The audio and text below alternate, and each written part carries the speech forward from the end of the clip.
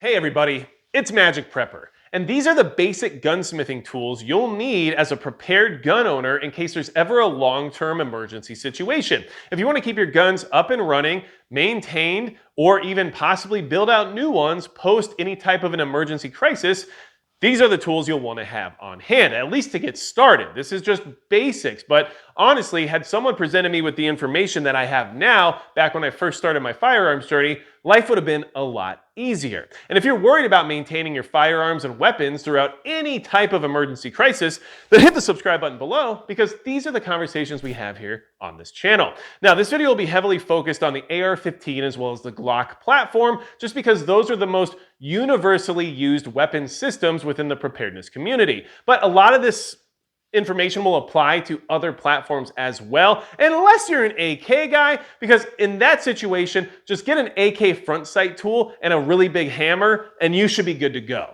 But for everyone else, these are the tools you're going to want to have. And had I been aware of all these tools before I started building ARs or working on guns myself, it would have made my life much easier. And everything you see here on the workbench can be found at Midway USA, and they are the biggest supporter of the channel, and I really appreciate them helping me maintain and upkeep my weapons while also supporting what I do here on the channel. So a big thanks to Midway USA.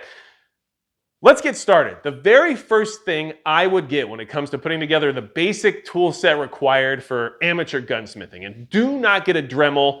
We don't even want to talk about that here. But the very first thing that I wish I would have gotten, which I didn't, would have been the most obvious: a gunsmith kit.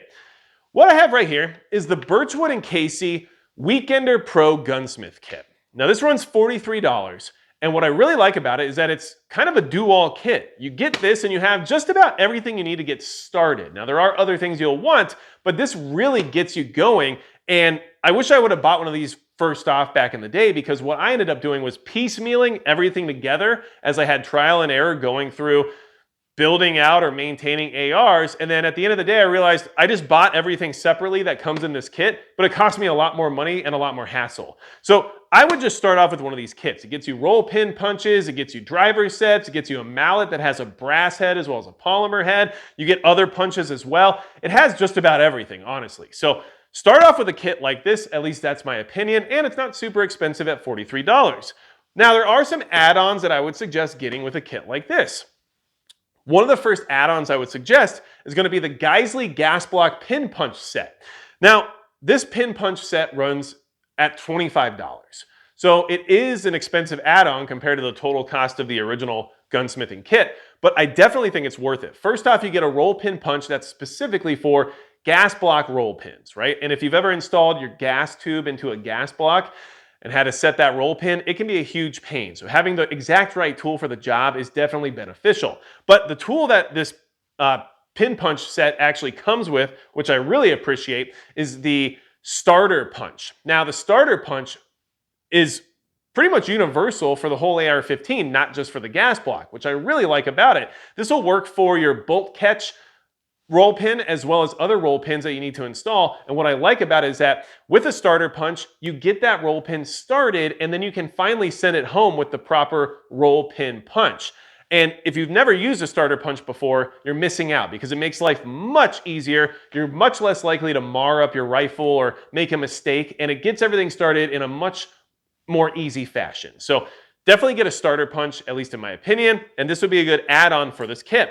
Now another good add-on is going to be a center punch set. This is a General Tools center punch 5-piece set, or at least this is one of the punches from it, and this runs $20. And what is a center punch set good for? Well, for me, I use it for staking things like castle nuts. This allows me to stake my castle nut, which means my castle nut will not come loose. And that's a good thing when it comes to your operating system not suddenly coming loose on you, right? So I use it to stake castle nuts, but you also need a center punch if you're going to stake things like your gas key on your bolt carrier group. That's not something I generally do, because I try to buy those complete just because I'm not the handiest person. But if that's stuff that you're doing, you're going to need a way to stake that gas key, and that's what a center punch set is for. So these are two punch sets that the Weekender Gunsmith Kit doesn't come with, but I think that they're great add-ons, especially for their price. And now there's one more add-on I would definitely throw in there, especially based on how cheap it is. And that's going to be your Glock factory disassembly tool. Now this thing's $8, which means should probably get more than one, in all honesty, because they're really cheap, but they're from Glock, from the factory, specifically made to completely strip a Glock pistol.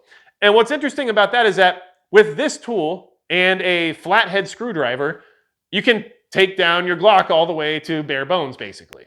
And that's pretty awesome because you might need to do that for maintenance and repairs during a long-term situation. So the Glock factory disassembly tool, definitely worth it for $8. I would get a couple of them, or 3 or 5, however many you want to get. But in all reality, there's no reason not to get one of these because of how cheap they are and because it's the only tool you really need besides a flathead screwdriver to take your Glock all the way apart. So this would be a great add-on as well.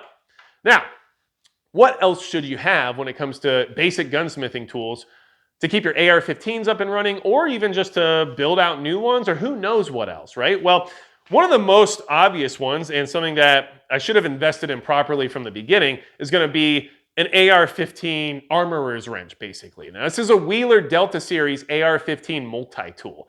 It's only 29 bucks, which is not that expensive, but back when I was first starting to build ARs, I was trying to always go like the cheap route when it came to getting some of these tools. And eventually I just bought like 3 different tools that this tool does all in one, but those 3 tools of course cost me more and sometimes weren't as good at their job.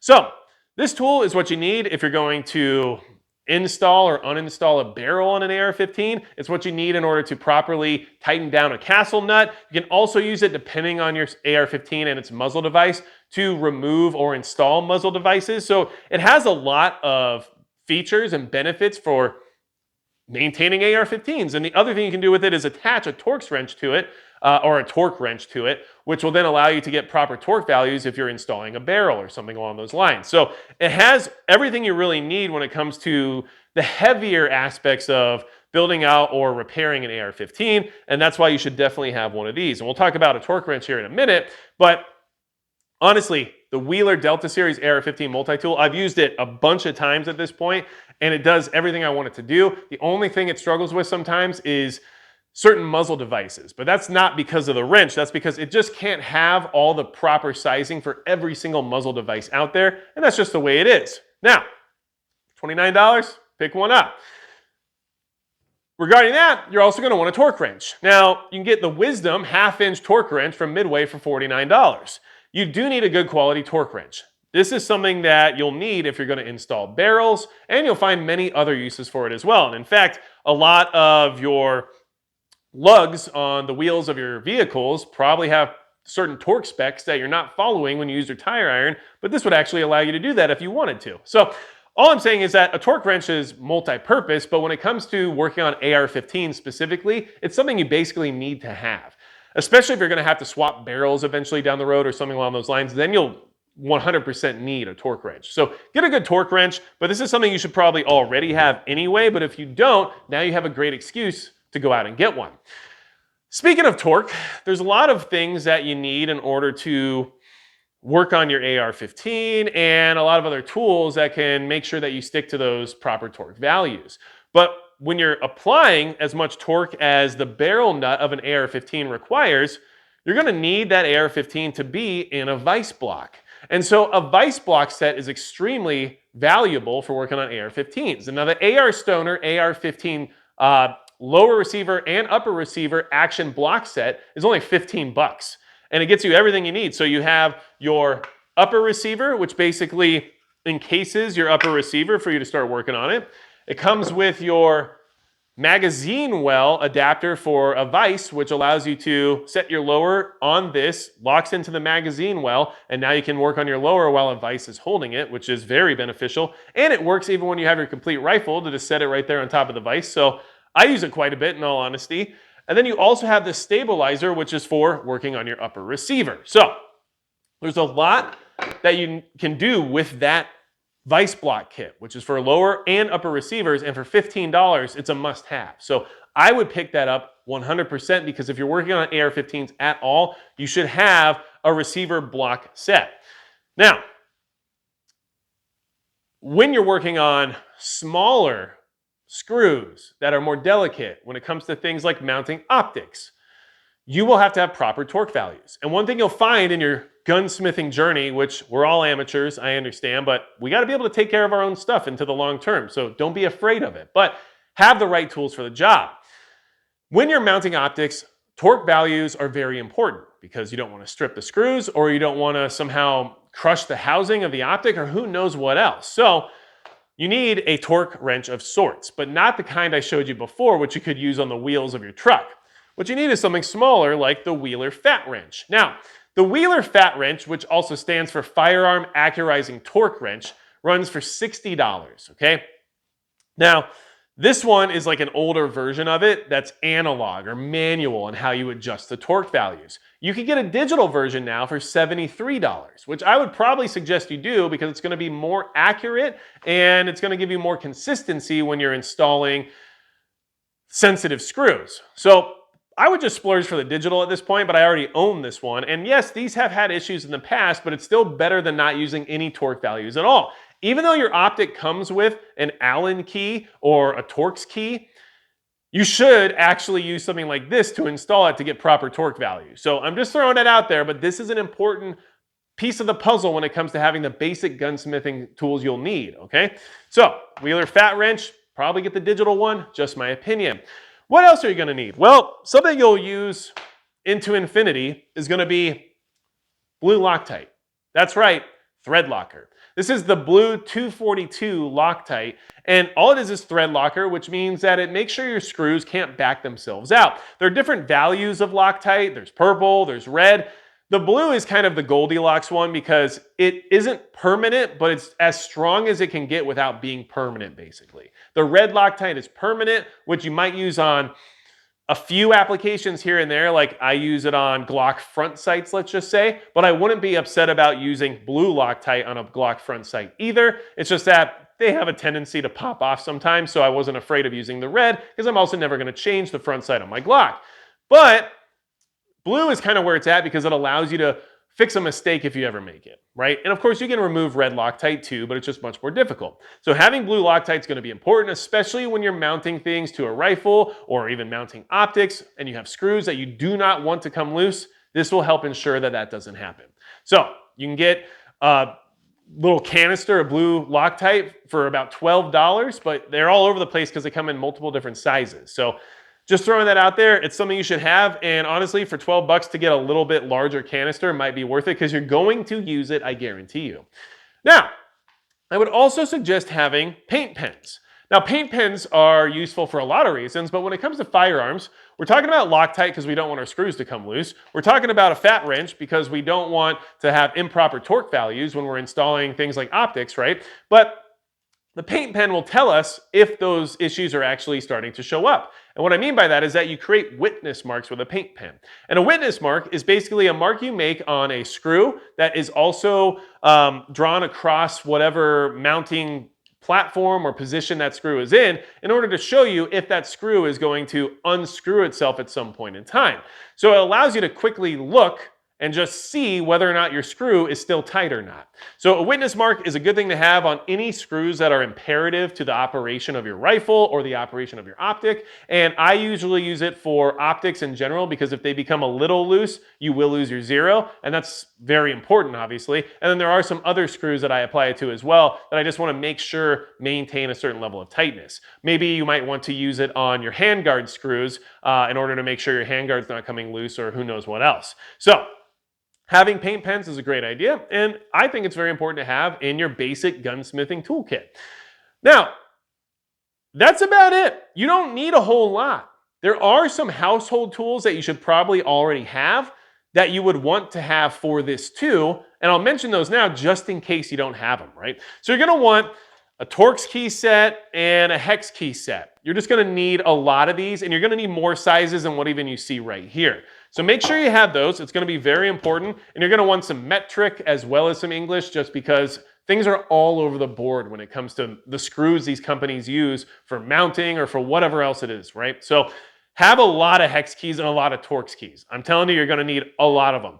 I would also suggest having a very thin, skinny flathead screwdriver. This comes in handy just about every day for me. And especially if you're working on your Glock, this is the one that you could use to do things like remove your magazine release or something like that. So have one of these on hand, nice and skinny and small. You're also going to want to have some long nose, needle nose pliers. Obviously, you're going to just need this for a lot of different applications. You should have these already, but if you don't, I suggest getting it. And you're not going to want your big, heavy-duty ones. Have some that are relatively small with a little more finesse, so that way you can get into some of the smaller parts of your gun if you're having some issues.